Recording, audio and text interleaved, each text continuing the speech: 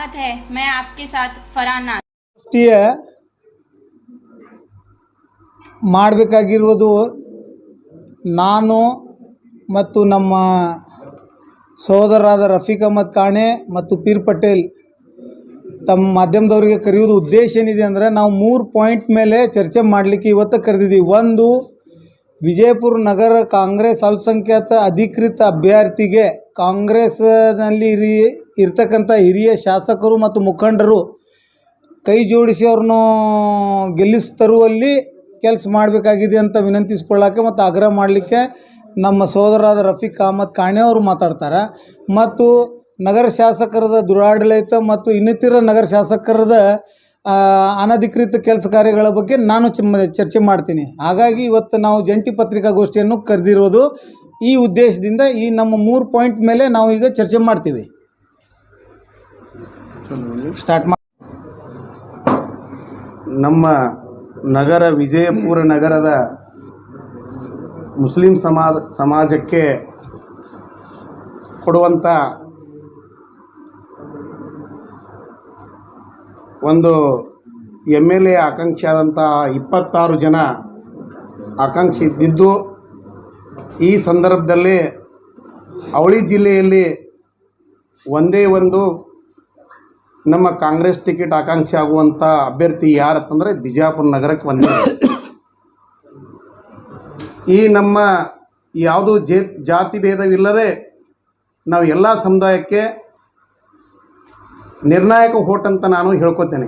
ಈ ಸಂದರ್ಭದಲ್ಲಿ ನಾನು ಕಾಂಗ್ರೆಸ್ ಪಕ್ಷದವರು ಒಂದು ಇಂಥ ಸಂದರ್ಭದಲ್ಲಿ ನಮ್ಮ ಸಮುದಾಯಕ್ಕೆ ಟಿಕೆಟ್ ಕೊಟ್ಟು ಕೆಡೆಯುವಂಥ ಅಭ್ಯರ್ಥಿಗೆ ನೀವು ಟಿಕೆಟ್ ಕೊಡಲಿಕ್ಕೆ ಹೋಗಬಾರ್ದಂಥೇಳಿ ಜಿಲ್ಲೆಯ ಕಾಂಗ್ರೆಸ್ ಮುಖಂಡರಿಗೆ ಮತ್ತು ರಾಜ್ಯದ ನಾಯಕರಿಗೆ ನಾನು ಒಂದು ತಿಳಿಪಡಿಸ್ತೇನೆ.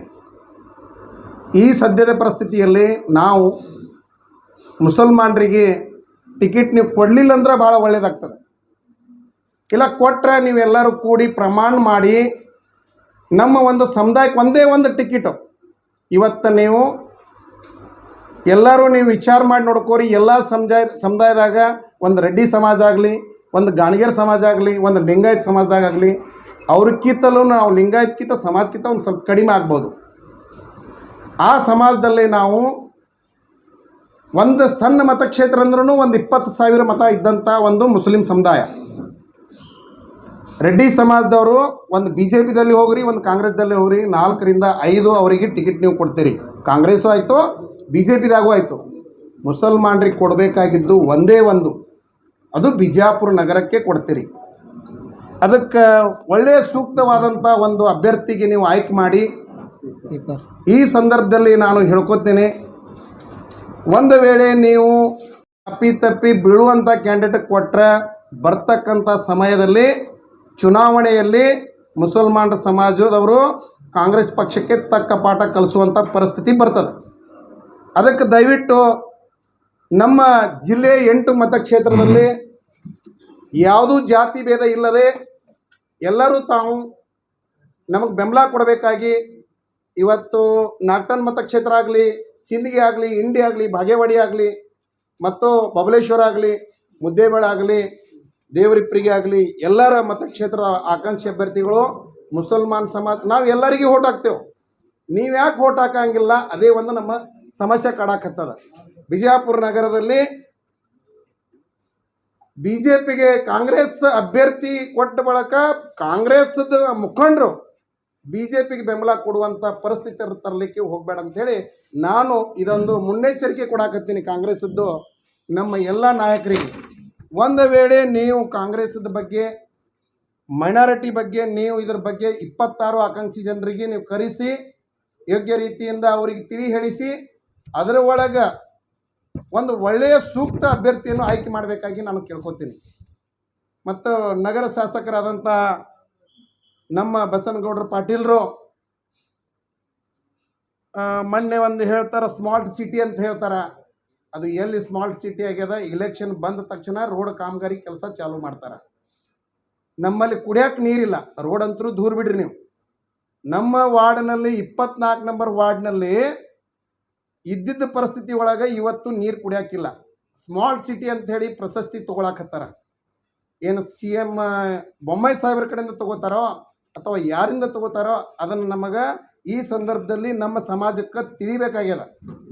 ಮತ್ತು ಇನ್ನು ಮೇಲೆ ನೀವು ಯಾವುದರ ಒಂದು ನಮ್ಮ ಸಮುದಾಯದವರು ಯಾರಿಗೆ ಮತ ಹಾಕ್ಬೇಕು ಅನ್ನೋದೇ ಒಂದು ವಿಚಿತ್ರ ಒಂದು ಇದ್ರೊಳಗೆ ಅದಾರ, ಕನ್ಫ್ಯೂಸ್ಡ್ ಆಗದಾರ.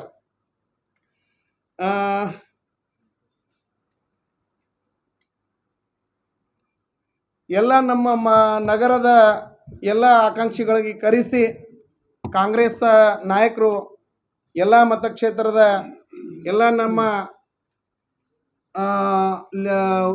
ಜಿಲ್ಲೆಯ ನಾಯಕರಿಗೆ ಕರೆದು ನಮ್ಮ ಎಲ್ಲ 26 ಆಕಾಂಕ್ಷಿಗಳು ತಾವು ವಿಚಾರ ಮಾಡಿ ಯೋಗ್ಯ ರೀತಿಯಿಂದ ಅವರಿಗೆ ಕೊಡಬೇಕಾಗಿ ನಾವು ಕೇಳ್ಕೊತೀವಿ. ಒಂದು ವೇಳೆ ನೀವು ಕೊಡಲಿಲ್ಲ ಅಂತಂದ್ರೆ ಒಂದು ಕಾಲ ಹೊರಗಿಟ್ಟಾರ, ಒಂದು ಕಾಲ ಒಳಗಿಟ್ಟಾರ. ಎಲ್ಲಿ 26 ಆಕಾಂಕ್ಷಿಗಳು. ಯಾಕಂತಂದ್ರೆ ಈ ಸಂದರ್ಭದಲ್ಲಿ ನಾವು ಸೂಕ್ತ ಅಭ್ಯರ್ಥಿನ ಆಯ್ಕೆ ಮಾಡಿ ಆರಿಸಿ ತರಬೇಕಾಗಿ ನಾವು ಕೇಳ್ಕೊತೀವಿ. ಒಂದು. ಎರಡನೇದ್ದು 8 ಶಾಸಕರು ಒಂದು ಮೀಟಿಂಗ್ ಮಾಡಬೇಕಾಗ್ಯದ. ನಮ್ಮ ಸಮುದಾಯದವ್ರ ಜೊತೆ ಡಿಸ್ಕಸ್ ಮಾಡಬೇಕು. ಮಾಡಿದ್ರೆ ಒಳ್ಳೇದಾಗ್ತದೆ. ಇಲ್ಲ ಅಂತಂದರೆ ಬರ್ತಕ್ಕಂಥ ದಿನಮಾನದಲ್ಲಿ 8 ಮತಕ್ಷೇತ್ರದಲ್ಲಿ ನಾವು ಕಾಂಗ್ರೆಸ್ಸದ್ದು ಅಭ್ಯರ್ಥಿನ ಆಯ್ಕೆ ಮಾಡಬೇಕಾದ್ರೆ ಯೋಚನೆ ಮಾಡಿ ಆಯ್ಕೆ ಮಾಡಬೇಕಂತ ವಿಚಾರ ಮಾಡ್ಕೊಂಡೇವು ನಾವು ಈ ಸಂದರ್ಭದಲ್ಲಿ.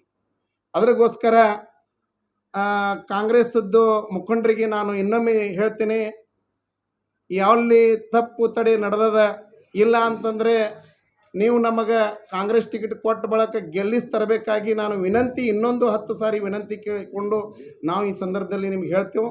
ನಾಳೆ ಬರ್ತಕ್ಕಂಥ ದಿನಮಾನದಲ್ಲಿ ನಮ್ಮ ಸಮಾಜಕ್ಕೆ ಅನ್ಯಾಯ ಮಾಡ್ಲಿಕ್ಕೆ ಹೋಗಬೇಡ್ರಿ. ಏನೇ ಮಾಡಿದ್ರಂದ್ರೆ ನಮ್ಮ ಜೋಡಿ ಡಿಸ್ಕಸ್ ಮಾಡಿ 26 ಒಂದು ನಿರ್ಣಯ ತಗೊಂಡು ಒಳ್ಳೆಯ ಒಂದು ಸೂಕ್ತ ಅಭ್ಯರ್ಥಿಯನ್ನು ಆಯ್ಕೆ ಮಾಡಿ ಗೆಲ್ಲಿಸಿ ತರಬೇಕಾಗಿ ನಾನು ಈ ಸಂದರ್ಭದಲ್ಲಿ ಕೇಳ್ಕೊತೀನಿ. ಅದ್ರಗೋಸ್ಕರ ಇನ್ನೊಂದು,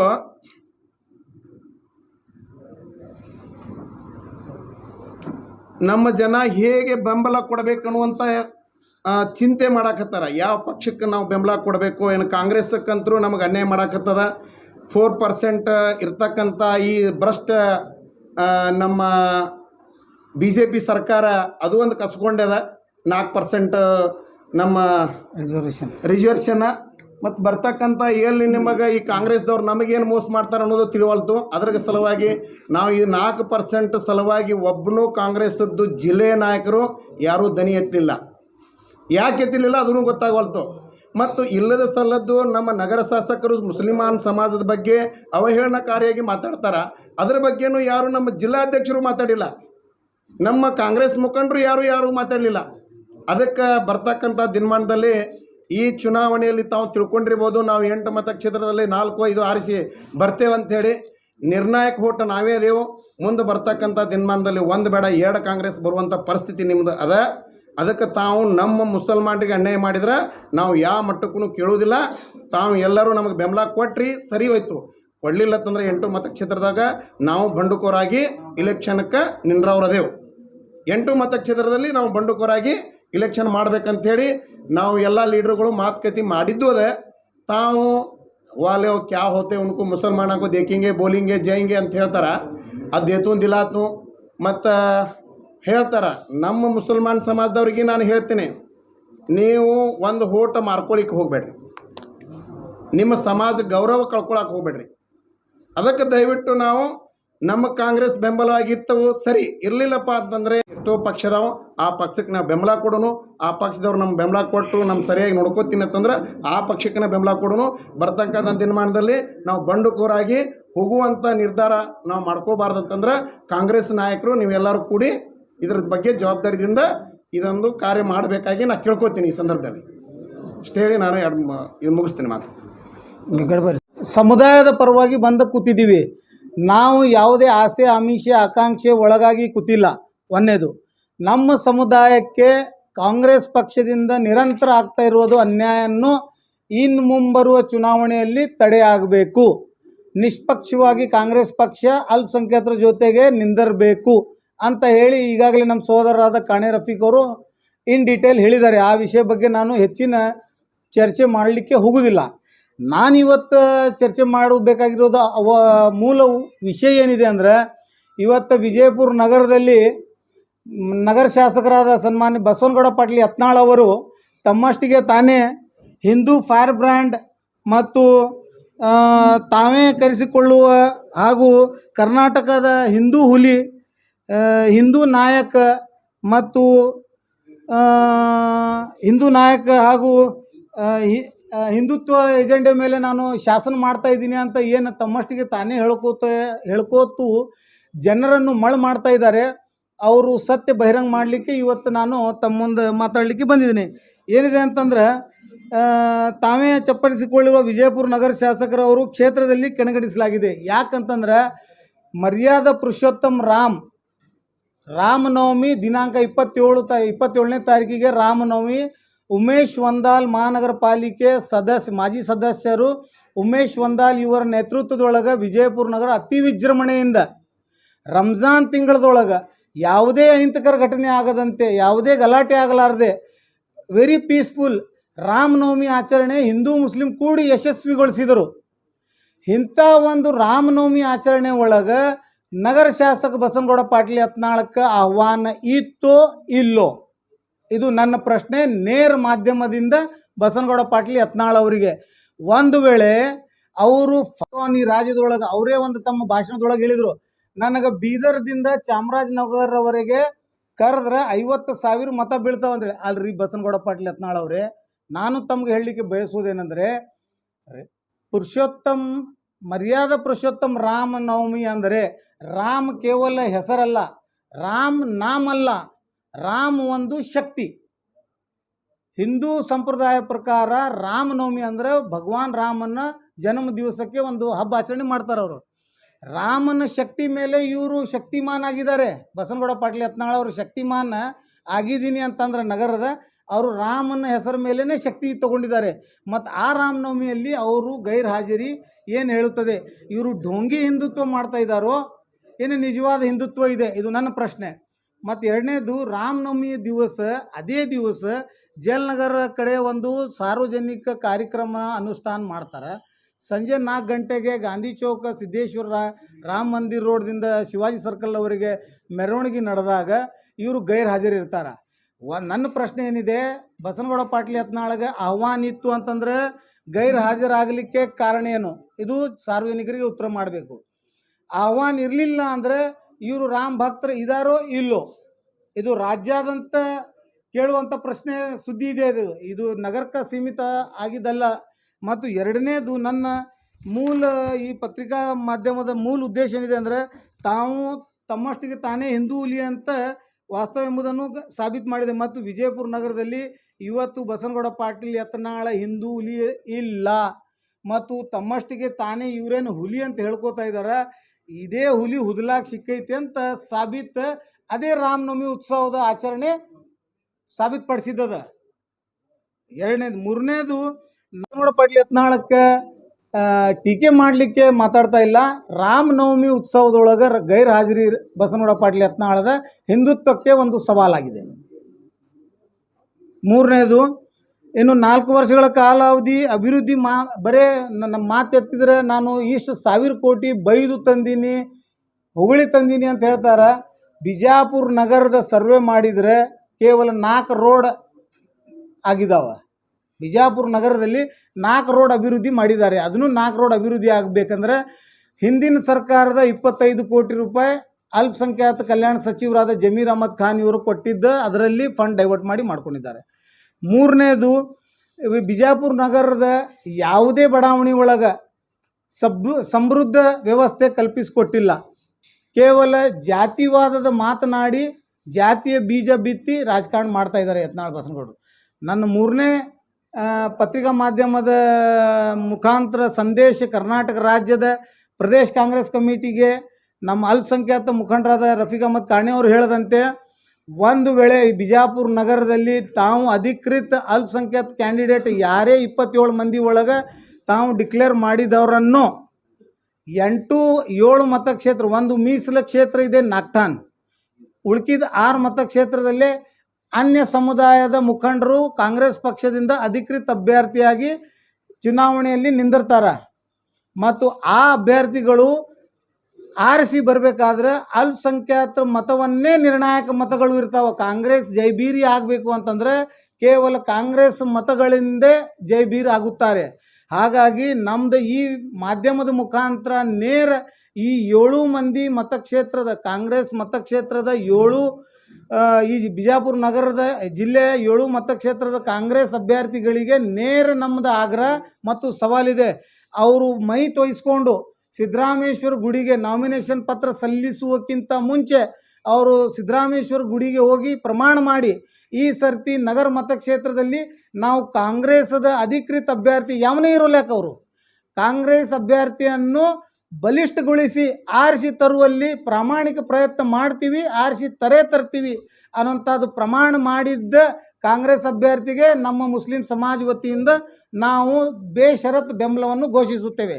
ಒಂದು ವೇಳೆ ಅಡ್ಜಸ್ಟ್ಮೆಂಟ್ ಪಾಲಿಟಿಕ್ಸ್ BJP ಜೊತೆಗೆ ಬಸನಗೌಡ ಪಾಟೀಲ್ ಯತ್ನಾಳ್ ಜೊತೆಗೆ ಯಾರೇ MLC ಇರಲಿ, MLA ಇರಲಿ, ಮಾಜಿ ಮಂತ್ರಿ ಇರಲಿ, ಕಾಂಗ್ರೆಸ್ ಮುಖಂಡರು ಇರಲಿ, ಬೇಕಾದವರು ಯಾರಾದರೂ ಬಸನಗೌಡ ಪಾಟೀಲ್ ಯತ್ನಾಳ್ ಜೊತೆಗೆ ಭಾರತೀಯ ಜನತಾ ಪಕ್ಷ ಜೊತೆಗೆ ಇಂಟರ್ನಲ್ ಅಡ್ಜಸ್ಟ್ಮೆಂಟ್ ರಾಜಕೀಯ ಮಾಡಿದರೆ ನಾವು ಅವರಿಗೆ ತಕ್ಕ ಪಾಠ ಕೊಟ್ಟು ಈ ಬಿಜಾಪುರ ಜಿಲ್ಲೆ ಆದಂಥ ನಾಮಿನೇಷನ್ ಆದ ತಕ್ಷಣ ರಫೀಕ್ ಅಹಮದ್ ಕಾಣೆ, ಪೀರ್ ಪಟೇಲ್, ಖಾದ್ರಿ ವಕೀಲ್ ಅಷ್ಟೇ ಅಲ್ಲ ಎಲ್ಲ ಜಿಲ್ಲೆಯ ಮುಸ್ಲಿಂ ಮುಖಂಡರ ಜೊತೆಗೆ ಚರ್ಚೆ ಮಾಡಿ ಪಾದಯಾತ್ರೆ ಹಮ್ಮಿಕೊಂಡು ಅವ್ರವ್ರ ಮತಕ್ಷೇತ್ರದೊಳಗೆ ಪಾದಯಾತ್ರೆ ಹಮ್ಮಿಕೊಂಡು ಅಲ್ಪಸಂಖ್ಯಾತರಿಗೆ ಇವರನ್ನು ಮತ ಚಲಾವಣೆ ಮಾಡಬಾರದು, ಜಾತ್ಯಾತ ಕೂಡಿ ಈ ಕೋಮವಾದಿ ಶಕ್ತಿಗಳಿಗೆ ಬೆಂಬಲಿಸುವಂಥ ಅಭ್ಯರ್ಥಿಗೆ ಕೆಣಗಣಿಸಬೇಕು, ಅವರನ್ನು ಸೋಲಿಸಬೇಕು ಅಂಥೇಳಿ ಮನೆಗೆ ಹೋಗಿ ವಿನಂತಿ ಮಾಡಿ ಅವ್ರನ್ನು ಕೆಡಿಯುತನ ನಾವು ಬಿಜಾಪುರ ನಗರಕ್ಕೆ ಕಾಲಿಡುವುದಿಲ್ಲ ಅಂತ ಈ ಮಾಧ್ಯಮದ ಮುಖಾಂತರ ಬಹಿರಂಗವಾಗಿ ಹೇಳ್ತಾ ಇದ್ದೀವಿ. ಮೂರನೇದು, ಪ್ರದೇಶ್ ಕಾಂಗ್ರೆಸ್ ಕಮಿಟಿ DK ಶಿವಕುಮಾರ್ ಆಗಲಿ, ಸಿದ್ದರಾಮಯ್ಯನವರಾಗಲಿ, ರಾಹುಲ್ ಗಾಂಧಿ, ಸೋನಿಯಾ ಗಾಂಧಿ, MB ಪಾಟೀಲ್ ಸಾಹೇಬರು, ಶಿವಾನಂದ ಪಾಟೀಲ್ ಸಾಹೇಬರು ಯಾರೇ ಆಗಲಿ ಅಲ್ಪಸಂಖ್ಯಾತರಿಗೆ ಪ್ರಾಧೀನತೆ ಕೊಟ್ಟು ಕೇವಲ ನಾವು ಈ ರಾಜ್ಯದ 2ನೇ ಬಹುಸಂಖ್ಯಾತ ಜನಸಂಖ್ಯೆ ಆಧಾರಿತವಾಗಿ ನಾವು 2ನೇ largest community in the state. ಹಾಗಾಗಿ ನಮ್ಮ ಟಿಕೆಟ್ ವಿತರಣೆಯಲ್ಲಿ ನಮ್ಗೆ ಬರಬೇಕಾಗಿದ್ದ ಹಕ್ಕು ಮತ್ತು ನಮ್ಗೆ ಸಿಗಬೇಕಾಗಿತ್ತು ಹಕ್ಕು ವಂಚನೆ ಮಾಡಬಾರ್ದಂತ ಹೇಳಿ ಈ ಕರ್ನಾಟಕ ರಾಜ್ಯದ ಪ್ರದೇಶ್ ಕಾಂಗ್ರೆಸ್ ಕಮಿಟಿಗೆ ನಮ್ಮ ನೇರ ಆಗ್ರಹ ಇದೆ. ಒಂದು ವೇಳೆ ಕಾಂಗ್ರೆಸ್ ಪಕ್ಷನವರು ನಮ್ಮ ಜೊತೆಗೆ ತಾರತಮ್ಯ ಮಾಡಿದರೆ ನಮಗೆ ಬೇರೆ ಇನ್ನಿತರ ಹಲವಾರು ರಾಜಕೀಯ ಪಕ್ಷಗಳು ನಮ್ಮ ಜೊತೆಗೆ ಕೂಡಲಿಕ್ಕೆ ತಯಾರಿದ್ದಾರೆ. ಫಾರ್ ಎಕ್ಸಾಂಪಲ್ JDS ಇದೆ, ಆಮ್ ಆದ್ಮಿ ಪಕ್ಷ ಇದೆ, MIM ಇದೆ, SDPI ಇದೆ, ಇನ್ನೂ ಹಲವಾರು JDS ಇದೆ, ಇನ್ನೂ ಹಲವಾರು ರಾಜಕೀಯ ಪಾರ್ಟಿ. ನಾವು ಕಾಂಗ್ರೆಸ್ಗೆ ಬೆಂಬಲ ಕೊಡ್ತಾ ಬಂದಿದ್ದೀವಿ 1950ರಿಂದ ಮತ್ತು ಸ್ವಾತಂತ್ರ್ಯ ಪೂರ್ವದಲ್ಲೇ ನಾವು ಕಾಂಗ್ರೆಸ್ ಜೊತೆಗೆ ಸೇರಿಕೊಂಡು ಸಾವಿರಾರು ನಮ್ಮ ಸ್ವತಂತ್ರ ಹೋರಾಟಗಾರರು, ಅಲ್ಪಸಂಖ್ಯಾತ ಮೌಲಾನಗಳು, ಮೌಲ್ವಿಗಳು, ಸ್ವಾತಂತ್ರ್ಯ ಯೋಧರು ಪ್ರಾಣ ತ್ಯಾಗ ಮಾಡಿದ್ದೀವಿ ದೇಶದ ಸ್ವತಂತ್ರಕ್ಕಾಗಿ. ಹಾಗಾಗಿ ಈ ರಾಜ್ಯದೊಳಗೆ ಮತ್ತು ಮಾತೆತ್ರೆ ನಗರ ಶಾಸಕ ಬಸನಗೌಡ ಪಾಟೀಲ್ ಯತ್ನಾಳ್ ಅವರು ನಮಗೆ ಅವ್ರದ್ದು ಪಾಕಿಸ್ತಾನ ಹೋಗ್ರಿ, ಪಾಕಿಸ್ತಾನ್ಯಾಗ ಡೀಸೆಲ್ ಹೆಚ್ಚಾಗ್ಯದ, ಪಾಕಿಸ್ತಾನ್ಯಾಗ ಪೆಟ್ರೋಲ್ ಹೆಚ್ಚಾಗ್ಯದ ಅದು ಅಂತ ಹೇಳ್ತಾರೆ. ನಾನು ನಗರ ಶಾಸಕರಿಗೆ ಹೇಳ್ತೀನಿ, ಬಸನಗೌಡ ಪಾಟೀಲ್ ಯತ್ನಾಳ್ ಸಿಟಿ MLA ಆಗಿ ಭಾರತೀಯ ಸಂವಿಧಾನ ಬಾಬಾ ಸಾಹೇಬ್ ಅಂಬೇಡ್ಕರ್ ಅವರು ಬರೆದಕ್ಕಂಥ ಸಂವಿಧಾನದ ಅಡಿಯಲ್ಲಿ ಪ್ರಮಾಣ ವಚನ ಸ್ವೀಕರಿಸಿ ಡೆಮಾಕ್ರೆಟಿಕ್ ಸೆಟಪ್ನಲ್ಲಿ ಆರಿಸಿ ಬಂದಿರೋದು ಒಬ್ಬ ಜನಪ್ರತಿನಿಧಿ. ನೀನು ಪಾಕಿಸ್ತಾನದ ಸಂವಿಧಾನವನ್ನು ನಿನ್ನನ್ನು ಅಳವಡಿಸ್ಕೊಂಡಿಲ್ಲ ಮತ್ತು ಈ ದೇಶದ 25 ಕೋಟಿ ಮುಸಲ್ಮಾನರು ಯಾವತ್ತೂ ಪಾಕಿಸ್ತಾನನ್ನು ಬೆಂಬಲಿಸಿದ್ದು ಯಾವುದು ಉದಾಹರಣೆಯೇ ಇಲ್ಲ ಮತ್ತು ಯಾವುದು ಪಾಕಿಸ್ತಾನಕ್ಕೆ ಬೆಂಬಲಿಸುವಂಥದ್ದು ಮುಸಲ್ಮಾನರು ಇಲ್ಲೇ ಹುಟ್ಟೇ ಇಲ್ಲ. ಎಲ್ಲ ಟಿಪ್ಪು ಸುಲ್ತಾನ್ಗೆ ಹುಟ್ಟಿದ ಮಕ್ಕಳದೀವಿ ನಾವು ಬ್ರಿಟಿಷರ ಜೊತೆಗೆ ಹೊಂದಾಣಿಕೆ ಮಾಡಿಕೊಂಡು ಕ್ಷಮಾಯಾಚನಾ ಪತ್ರ ಬರೆದು ಪಿಂಚಣಿ ತಗೊಂಡಿದ್ದ ಸಾವರ್ಕರ್ನ ಮಕ್ಕಳು ನಾವಲ್ಲ, ನಾವು ವೀರ್ ಟಿಪ್ಪು ಸುಲ್ತಾನನ ಮಕ್ಕಳದೀವಿ ಅನ್ನುವಂಥದ್ದು ಖಂಡಿತವಾಗಿ ಎದೆ ತಟ್ಟಿ ಹೇಳಲಿಕ್ಕೆ. ಯಾಕಂದರೆ ಟಿಪ್ಪು ಸುಲ್ತಾನ್ ರಹಮತುಲ್ಲಾ ಅಲೈ ಅವರು ತಮ್ಮ ಮಕ್ಕಳನ್ನು ಒತ್ತಿ ಇಟ್ಟು ದೇಶದ ಸ್ವಾತಂತ್ರ್ಯಕ್ಕಾಗಿ ಹೋರಾಟ ಮಾಡಿದವರು ಅದಾರ. ವೀರ್ ಸಾವರ್ಕರ್ ಅಂತ ನೀವೇನು ಹೇಳ್ತಾ ಇದ್ರಲ್ಲ, ಸಾವರ್ಕರ್ ತನ್ನ ಮಕ್ಕಳಿಗಾಗಲಿ ತಾನಾಗಲಿ ಈ ದೇಶದ ಹೋರಾಟ ಸ್ವಾತಂತ್ರ್ಯ ಹೋರಾಟದಲ್ಲಿ ಯಾವುದಾದ್ರೂ ಒಂದು ಕ್ಷಣ ಪಾಲ್ಗೊಂಡಿದ್ದು ಒಂದು ಉದಾಹರಣೆ ಬಸನಗೌಡ ಪಾಟೀಲ್ ಯತ್ನಾಳ್ ಅವರು ಕೊಟ್ಟರೆ ಇವತ್ತು ನಾನು BJP ಸೇರ್ಪಡೆ ಆಗ್ತೀನಿ ಅಂತೇಳಿ ಬಹಿರಂಗವಾಗಿ ಹೇಳಲಿಕ್ಕೆ ರೆಡಿ ಇದ್ದೀನಿ. ಪಿಂಚಣಿ ಬ್ರಿಟಿಷರದಿಂದ ಪಿಂಚಣಿ ಪಡೆದು ಕ್ಷಮೆಯಾಚನೆ ಪತ್ರ ಬರೆದು ಅಂಥವ್ರ ಮಕ್ಕಳು ಬಸನಗೌಡ ಪಾಟೀಲ್ ಯತ್ನಾಳ್ ಅವ್ರ ವಂಶಜರು. ನಮ್ಮ ವಂಶಜರು ಟಿಪ್ಪು ಸುಲ್ತಾನ್ ಗೋಣ ಕಡಿಸ್ಕೊಂಡ್ರು ದೇಶಕ್ಕಾಗಿ ರಕ್ತ ಕೊಟ್ಟದವರು. ಈ ನೆಲದ ಮೇಲೆ ರಕ್ತ ನಮ್ದು ಬಿದ್ದಿದೆ. ಸಾವರ್ಕರ್ ಮನ್ತಂದವ್ರದ್ದು, ಸಾವರ್ಕರ್ ವಂಶಸ್ಥರದ ರಕ್ತ ಈ ದೇಶದೊಳಗೆ ಬಿದ್ದಿಲ್ಲ. RSSನವರು ಎಂದೂ ಸ್ವಾತಂತ್ರ್ಯ ಹೋರಾಟಕ್ಕೆ ಹೋರಾಟ ಮಾಡಿಲ್ಲ. ಯಾವುದಾದ್ರೂ ಅದನ್ನು ಉದಾಹರಣೆ ಇತ್ತಂದ್ರೆ ಬಹಿರಂಗ ಪಡಿಸ್ಲಿ, ನಾವೇ ಬಸನಗೌಡ ಪಾಟೀಲ್ ಯತ್ನಾಳ ಜೊತೆಗೆ ಕೈ ಜೋಡಿಸ್ತೀವಿ. ರಾಜಕೀಯ ಸಲುವಾಗಿ ಅಮಾಯಕ ಮತಿ ಭ್ರಮಣ ಮಾಡೋ ಸಲುವಾಗಿ ಹಿಂದೂ ಮುಸ್ಲಿಂ ಮಾಡೋದು ಸರಿಯಲ್ಲ. ಅಭಿವೃದ್ಧಿಯನ್ನು ಗುರಿ ಇಟ್ಟಿಕೊಂಡು ರಾಜಕೀಯಕ್ಕೆ ಬರ್ರಿ. ಅಭಿವೃದ್ಧಿ ಏನು ಮಾಡಿದಿರಿ ತೋರಿಸ್ರಿ. ಇಲ್ಲಿಟ್ರೇಸಿಯನ್ನು ಲಿಟ್ರೇಟ್ ಎಷ್ಟು ಮಾಡಿರಿ ಮಕ್ಕಳನ್ನು ತೋರಿಸ್ರಿ. ನಿರುದ್ಯೋಗಿಗಳನ್ನು ಉದ್ಯೋಗ ಎಷ್ಟು ಕೊಟ್ಟಿರಿ ಪ್ರಣಾಳಿಕೆ ಜಾರಿ ಮಾಡಿರಿ. ಪ್ರತಿ ಒಂದರಲ್ಲಿ ಕಮಿಷನ್ ಹೊಡೆದಿದ್ದ ಸರ್ಕಾರ ಇದು. ಭಾರತೀಯ ಜನತಾ ಪಕ್ಷದ ಸರ್ಕಾರ 40% ಸರ್ಕಾರ ಅಂಥೇಳಿ ಪೇ CM. ಮತ್ತು ಅದು ಅಲ್ಲದೆ ನಿನ್ನೆ ಒಂದು ಘಟನೆ, ಇಂಟ್ರೀಮ್ ಬೇಲ್ ಪಡೆದ ಮಾಡಾಳು ವಿರೂಪಾಕ್ಷ 40 ಲಕ್ಷ ರೂಪಾಯಿ ಭ್ರಷ್ಟಾಚಾರದೊಳಗೆ ಒಂದು ಪ್ರೆಸೆಂಟ್ MLA ನಿನ್ನೆ ಜೈಲ್ ಸೇರಿದ್ದಾರೆ. ಜೈಲ್ ಸೇರಿದ್ದು ಶಾಸಕ ಯಾತಕ್ಕಾಗಿ? Prima facie what it goes to show the representative of Bharatiya Janata Paksha MLA has taken bribe. So ಇದು ಭ್ರಷ್ಟಾಚಾರದ ಸರ್ಕಾರ ಇದೆ. ಇದನ್ನು ಕಿತ್ತು ಹಾಕಬೇಕಾಗಿದೆ ಅಂತಂದರೆ ನಮಗೆ ಕಾಂಗ್ರೆಸ್ ಪಕ್ಷನವರು ನಿಷ್ಪಕ್ಷವಾಗಿ ಅಲ್ಪಸಂಖ್ಯಾತರ ಜೊತೆಗೆ ಕೂಡಬೇಕು. ಅಡ್ಜಸ್ಟ್ಮೆಂಟ್ ಪಾಲಿಟಿಕ್ಸ್ ಬಂದ್ ಆಗಬೇಕು. ಬಿಜಾಪುರ ಜಿಲ್ಲೆಯಿಂದ ಇವತ್ತು ಮೆಸೇಜ್ ನಾವು ರಾಜ್ಯಕ್ಕೆ ರವಾನೆ ಮಾಡ್ತಾ ಇದ್ದೀವಿ. ಯಾವುದೇ ಮತಕ್ಷೇತ್ರದೊಳಗೆ ನೀವು ಅಲ್ಪಸಂಖ್ಯಾತರ ಜೊತೆಗೆ ಅನ್ಯಾಯ ಮಾಡಿದರೆ ಕಾಂಗ್ರೆಸ್ ಪಕ್ಷನೂ ನಿರ್ಣಯ ಮಾಡಲಿಕ್ಕೆ ನಾವು ಸಿದ್ಧರಿದ್ದೀವಿ. ಹ್ಯಾಂಗೆ ಬ್ರಿಟಿಷರನ್ನು ಓಡಿಸಿದ್ದೀವಿ, ಅದೇ ಥರದ ಭಾರತೀಯ ಜನತಾ ಪಕ್ಷದ ಜೊತೆಗೆ ಹ್ಯಾಂಗೆ ನಿರಂತರ ನಾವು ಹೋರಾಟ ಮಾಡ್ತಾ ಇದ್ದೀವಿ, ಅದೇ ರೀತಿ ನಾವು ಕಾಂಗ್ರೆಸ್ ಪಕ್ಷದ ಜೊತೆಗೂ ಹೋರಾಟ ಮಾಡಲಿಕ್ಕೆ ಸಿದ್ಧರಿದ್ದೀವಿ. ಒಂದು ವೇಳೆ ನಮ್ಮ ಸಮಾಜಕ್ಕೆ ಅನ್ಯಾಯ ಆದರೆ ನೀವು ಸಮಾಜಕ್ಕೆ ನ್ಯಾಯ ಕೊಡ್ರಿ, ನಾವು ನಿಮ್ಮ ಹೆಗಲಕ್ಕೆ ಹೆಗಲು ಕೊಟ್ಟು ಮತ್ತು ನಿಮ್ಗೆ ಸಿಂಹಾಸನದಲ್ಲಿ ಕುಂದ್ರಿಸುವ ವ್ಯವಸ್ಥೆ ಮಾಡ್ತೀವಿ. ಮತ್ತು ಈ ರಾಜ್ಯದ ಧೀಮಂತ ನಾಯಕರಾದ ಸಿದ್ದರಾಮಯ್ಯನವರು ನೇತೃತ್ವದೊಳಗೆ ನಾವು ಅವರು ಜೀವಂತಿರುವವರೆಗೆ ಅವರಿಗೆ ನಾವು ಬೇಷರತ್ತು ಬೆಂಬಲ ಸೂಚಿಸಿ MB ಪಾಟೀಲ್ ಸಾಹೇಬರಿಗೆ, ಶಿವಾನಂದ ಪಾಟೀಲ್ ಸಾಹೇಬರಿಗೆ, ಯಶವಂತರಾಯ ಗೌಡರಿಗೆ ನಾವು ಈ ಜಿಲ್ಲೆಯ ಮುಖಂಡರಿಗೆ ನೇರ ವಿನಂತಿ ಮಾಡ್ತೀವಿ. ಅಲ್ಪಸಂಖ್ಯಾತರ ಜೊತೆಗೆ ಅನ್ಯಾಯ ಮಾಡುವಂಗಿಲ್ಲ, ಮಾಡಿದರೆ ಸಹನೆ ಮಾಡುವುದಿಲ್ಲ ಹೇಳಿ ನನ್ನ ಮಾತು ಮುಗಿಸ್ತೀನಿ. Thank you.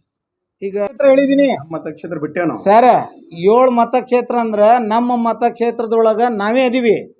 7 ಮತಕ್ಷೇತ್ರದೊಳಗೆ ಒಂದು ಮೀಸಲು ಕ್ಷೇತ್ರ ಅದ.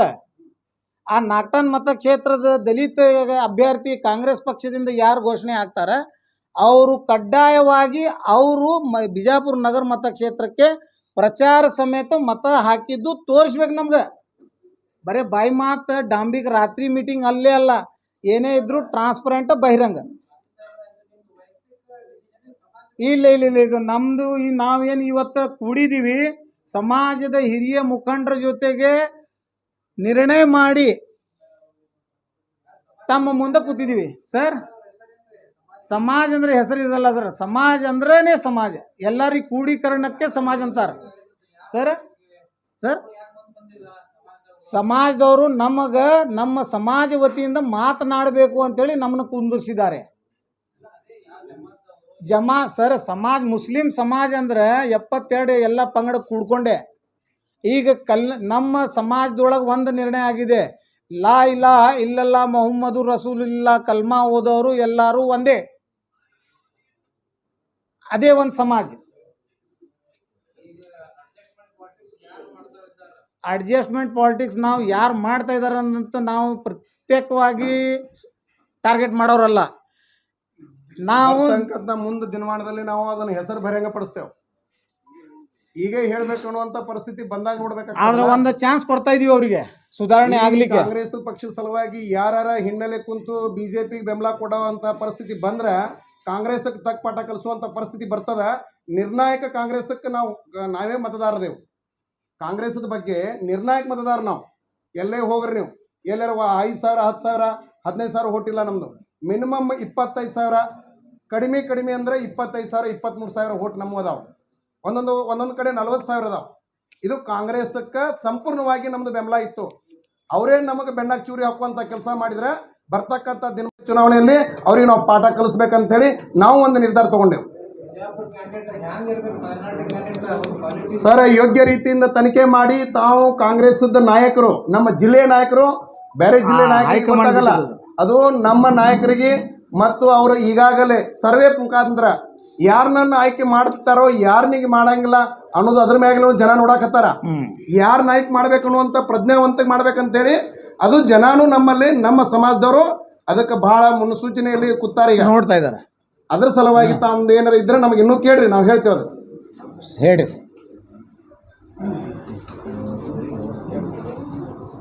ಬಹಿರಂಗ ಬೆಂಬಲ ಕೊಡುವಂತ ಒಂದು ಬಹಿರಂಗದಾಗ ಒಂದು ಬೇರೆ, ಅಂತರಂಗದಾಗ ಒಂದು ಬೇರೆ ಒಂದು ಮಾಡಿದ್ರಂದ್ರೆ ಅದಕ್ಕೆ ನಾವು ಯಾರು ಅನ್ನೋದು ನಮ್ಮ ಪ್ರಣಾಳಿಕೆ ಬಿಡುಗಡೆ ಮಾಡ್ತೇವೆ ಇಲೆಕ್ಷನ್ ಮಾಡೋಕ್ಕಿಂತ ಮೊದಲ ಅವ್ರ ಹೆಸರು ಪೂರ್ವದಲ್ಲಿ. ಹೇಳ್ರಿ.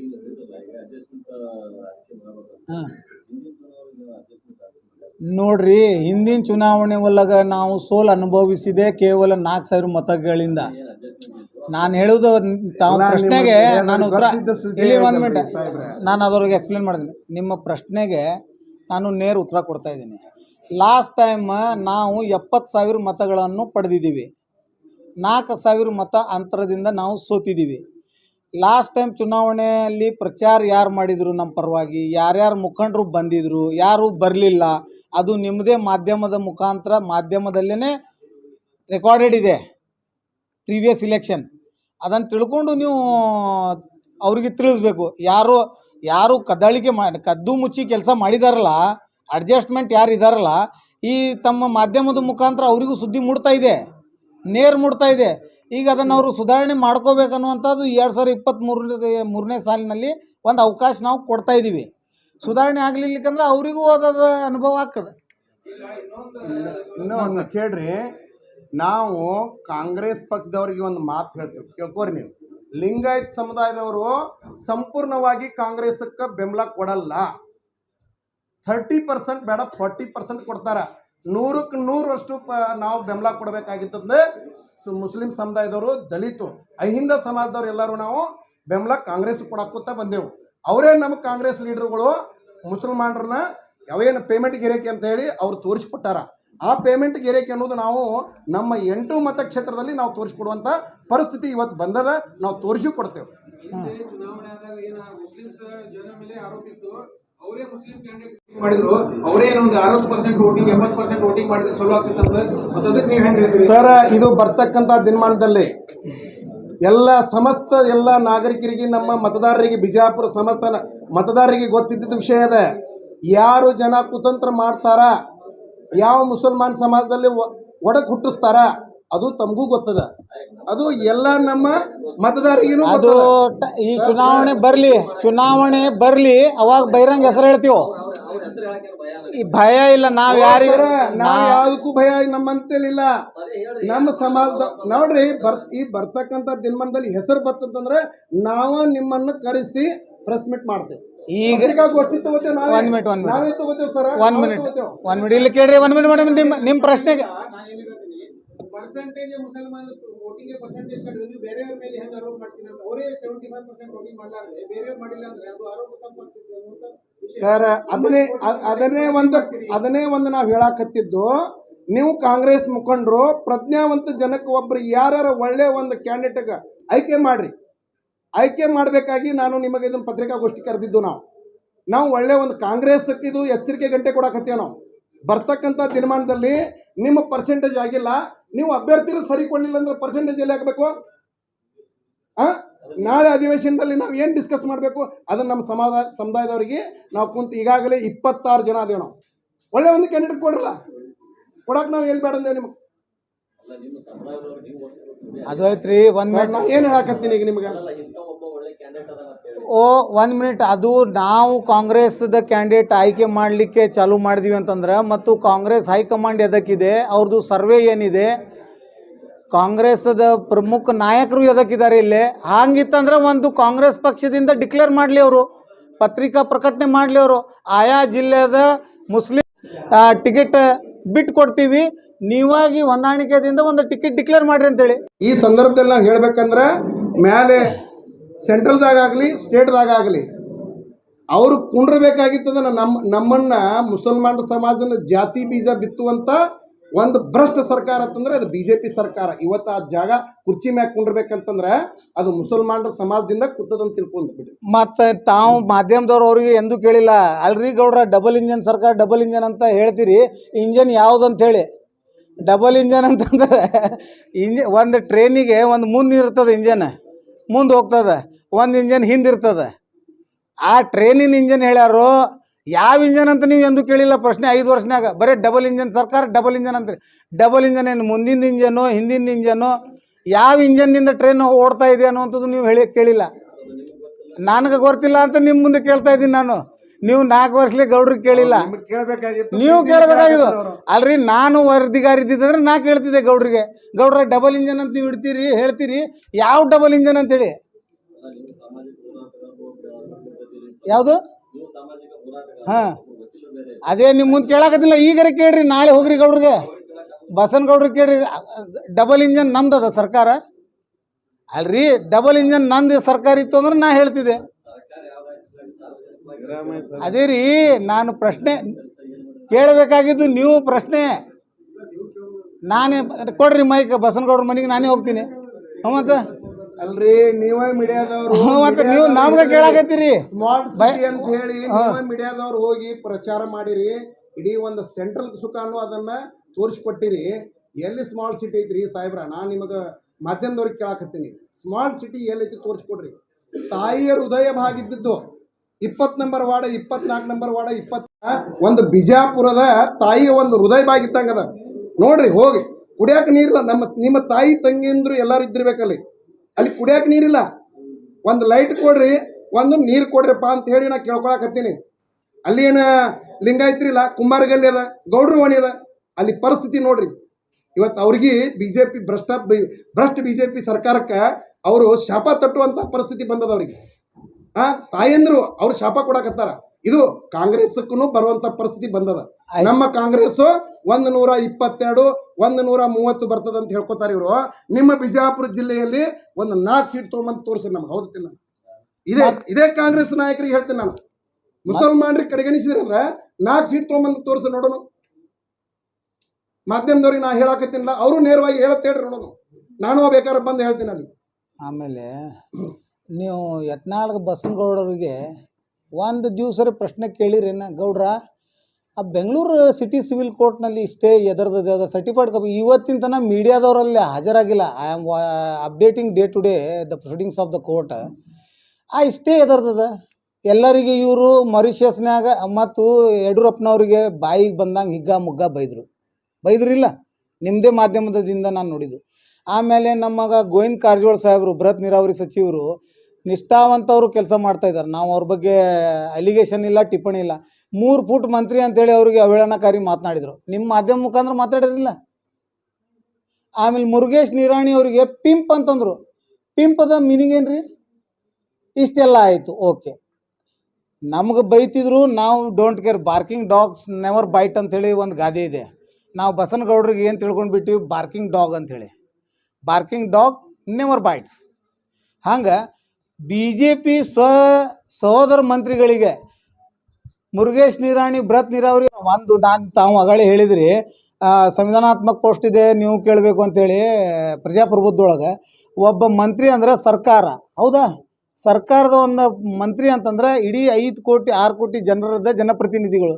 ಮತ್ತೊಬ್ಬ ಮಂತ್ರಿಗೆ ಒಬ್ಬ ಶಾಸಕ ಹಿಗ್ಗ ಮುಗ್ಗ ತರಾಟಕ್ಕೆ ತಗೋತಾನಂತಂದ್ರೆ ತಾವು ಎಂದ್ರೆ ಕೇಳಿರಿ ಅಥವಾ ಅವರಲ್ಲಿ FIR ಆಗ್ಯದ? ಪೊಲೀಸರು ಸೋಮೋಟೋ ಕೇಸ್ ದಾಖಲಾಗಬೇಕಾಗಿದ್ದಿಲ್ಲ. ಇವತ್ತು ರಾಹುಲ್ ಗಾಂಧಿ ಮೇಲೆ ಮೋದಿಗೆ ಡಿಫಮೇಷನ್ ಮಾಡಿದಂಥ 2 ವರ್ಷ ಶಿಕ್ಷೆ ಮಾಡಿ ಅನರ್ಹಗೊಳಿಸಿದ್ರು. ಇಲ್ಲೇ ಒಂದು ಎಕ್ಸಾಂಪಲ್ ಇದೆ. ಮತ್ತು ಪಿಂಪ್ ಅಂತಂದರೆ ಅದರ ಅರ್ಥ ಏನು? ಮುರುಗೇಶ್ ನಿರಾಣಿ ಅವರಿಗೆ ಪಿಂಪ್ ಅಂದರೆ ಒಂದು ಅವರು ಅಡ್ಮಿಟ್ ಮಾಡಿಕೊಂಡ್ರೆ ಪಿಂಪ್ ಆಗಿದ್ದಾರೆ, ಇಲ್ಲ ಅವ್ರು ಅಡ್ಮಿಟ್ ಮಾಡ್ಕೊಂಡಿಲ್ಲ ಅಂತಂದ್ರೆ ಪೊಲೀಸ್ ಇಲಾಖೆ DGP ಅವರು ಸೋಮೋಟೋ ಕೇಸ್ ರಿಜಿಸ್ಟರ್ ಮಾಡ್ಕೋಬೇಕಾಗಿತ್ತು.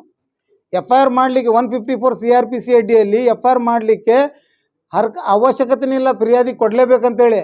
ಸಜ್ಞೆ ತಗೊಳ್ಳುವಂಥ ಅಪರಾಧ ಇತ್ತಂದ್ರೆ ಪೊಲೀಸರು ಸೋಮೋಟೋ ಕೇಸ್ ದಾಖಲು ಮಾಡಲಿಲ್ಲ.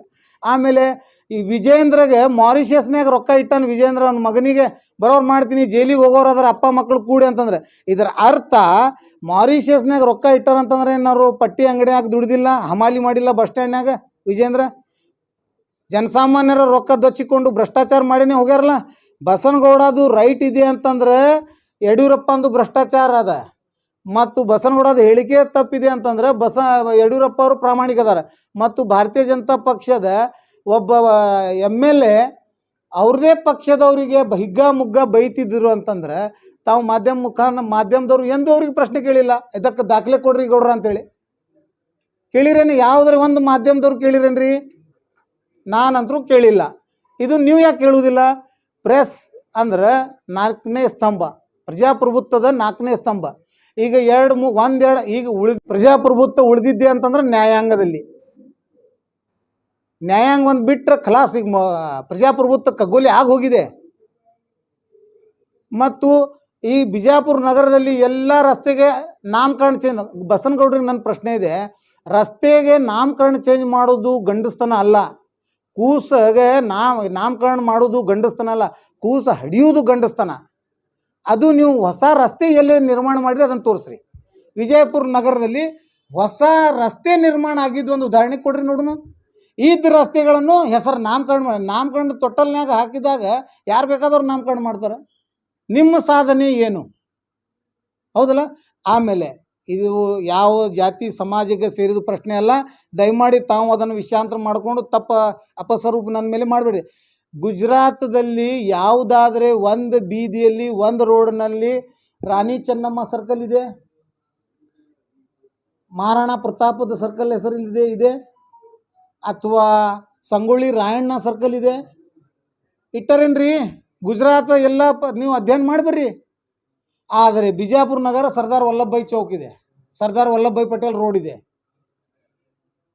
ಇದರ ಅರ್ಥ ಏನು? ಮತ್ತು ಈ ಕರ್ನಾಟಕ ಮಣ್ಣಿನಿಂದ ಸ್ವಾತಂತ್ರ್ಯಕ್ಕೆ ಯಾರೂ ಹೋರಾಟ ಮಾಡಿಲ್ಲ. ಮುಸಲ್ಮಾನ್ ಬಿಡ್ರಿ ತೆಗೆದಾಗ್ರಿ, ನಮ್ಮ ಮುಸಲ್ಮಾನರ ಹೆಸರು ನೀವು ತಗೊಳ್ಳೋದು ನಿಮ್ಮ ನಾಲ್ಗಿಗೆ ಇದು ಆಗ್ತೈತಿ, ತ್ರಾಸ ಆಗ್ತದ.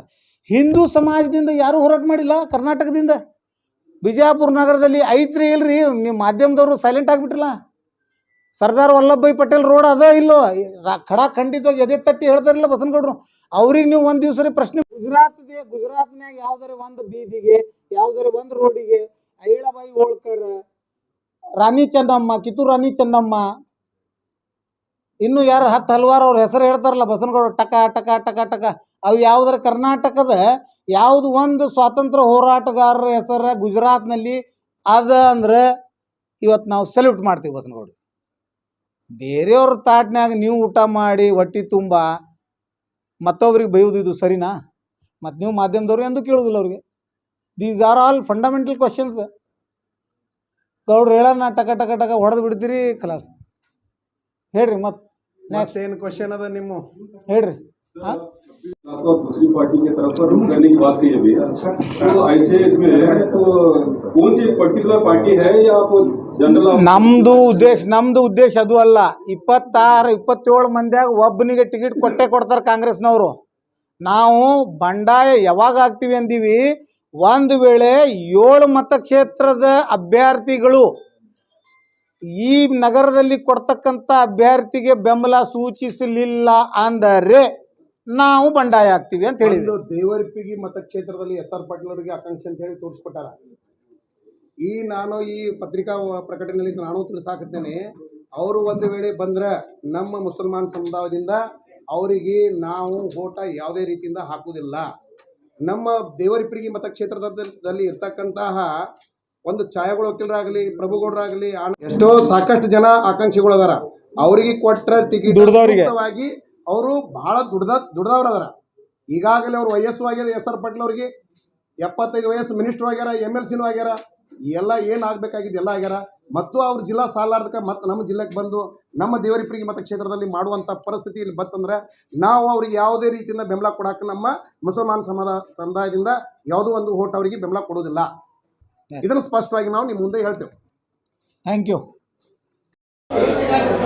आज बीजापुर मधुबन होटल में कांग्रेस मुखंड रफ़ीक अहमद काने और मैं SS कादरी एडवोकेट और पीर पटेल एक जॉइंट प्रेस कॉन्फ्रेंस के ज़रिए से कर्नाटका प्रदेश कांग्रेस कमेटी और विजयपुर ज़िले के सारे तमाम कांग्रेस के प्रेजेंट MLAs, एक्स मिनिस्टर्स,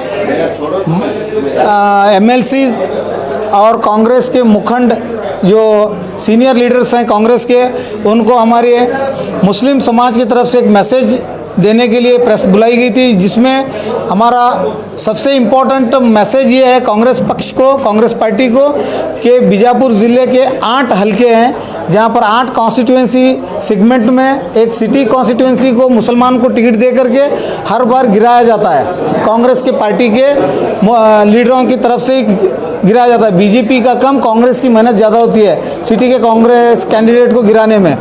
तो उस वजह से इस बार ऐसा ना हो। अगर ऐसा होने वाला, अगर ऐसा करने वाले कोई सोच रहे हैं जो कांग्रेस में हैं, वो उनको अलार्म दे रहे हैं हम मुसलमानों की तरफ से कि अगर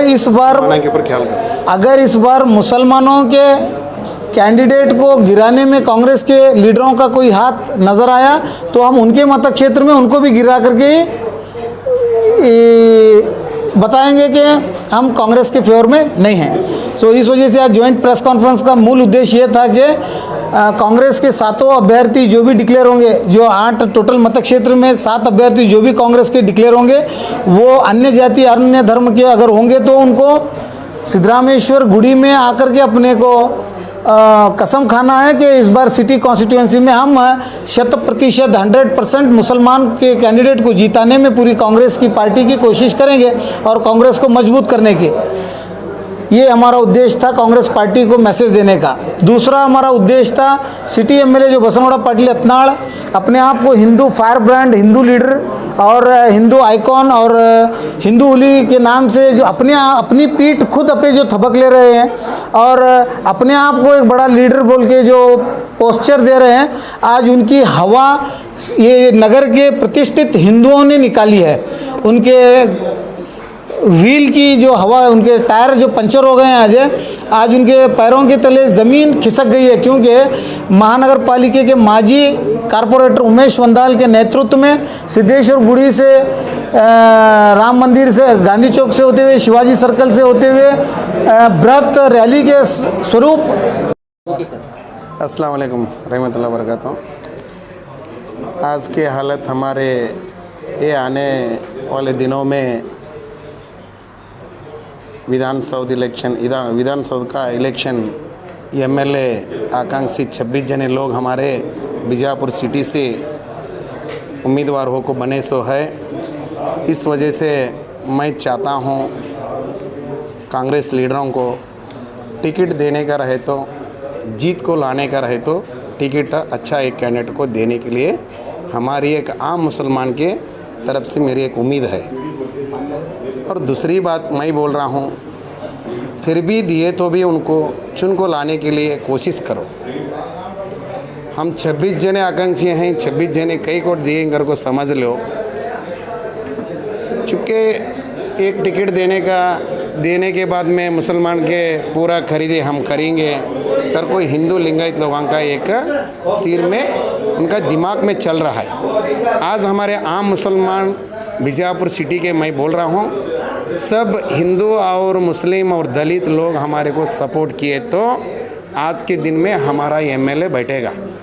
ये लीडर लोग काम भी गद्दारी काम करे रहे तो हम आज की हालत के अंदर बीजापुर सिटी 8 मत क्षेत्र में एक हमारा मत क्षेत्र निकाल को 7 मत क्षेत्र के अंदर उनको हमें सबक सिखाने का हमारा एक उम्मीद रखो कर को मैं पूछ रहा हूँ। बात उठाए तो क्या बोल रही, एक खरीदी मारते हो ना मुसलमान रहोटा। आज की हालत वैसी नहीं है, फिर भी आज हमें सब जने एक हो को एक टिकट अच्छा एक कैंडिडेट को दिए तो हम चुन को लाने के लिए कोशिश करेंगे। आज की हालत हमारी सही नहीं है, हमारे ऊपर जुल्म हो रही है। ये बीजेपी, भ्रष्ट बीजेपी के सरकार में हमारे मुसलमानों को बहुत तकलीफ़ कर रही है। इस वजह से ये बसनगौड़ा बात करे तो हमारे मुसलमान लीडरों के बारे में कौन भी एकला भी आवाज़ नहीं उठा रहे, नहीं सो बात कर रहे। और दूसरी बात मैं बोल रहा हूँ, एक कांग्रेस लीडर भी टिप्पू सुल्तान के बारे में जिले के कांग्रेस लीडर एक बार एकला भी इसके बारे में कौन भी बात नहीं किया। कितने सारे देख रहा हूँ मैं मुसलमानों के बारे में बात करते हैं बीजेपी सरकार आने के लिए। आज उन्होंने याद कर लेना, हम बीजेपी कुर्सी के ऊपर बैठे बोले तो मुसलमान के वजह से बैटिंग करके सोच लेना। उन्होंने कन्नड़ में बोलते हैं, क्या बोलते हैं, आत्मा लोकना मड़कोबेकवर। इसके लिए मैं बोल रहा हूँ किसकी बात देखना नहीं है। आज की हालत पूरा हाईएस्ट हमें वोटिंग करेंगे। आज हमारे वार्ड में होने दो कितना 28 वार्ड, 27 वार्ड, 26 वार्ड, 25 वार्ड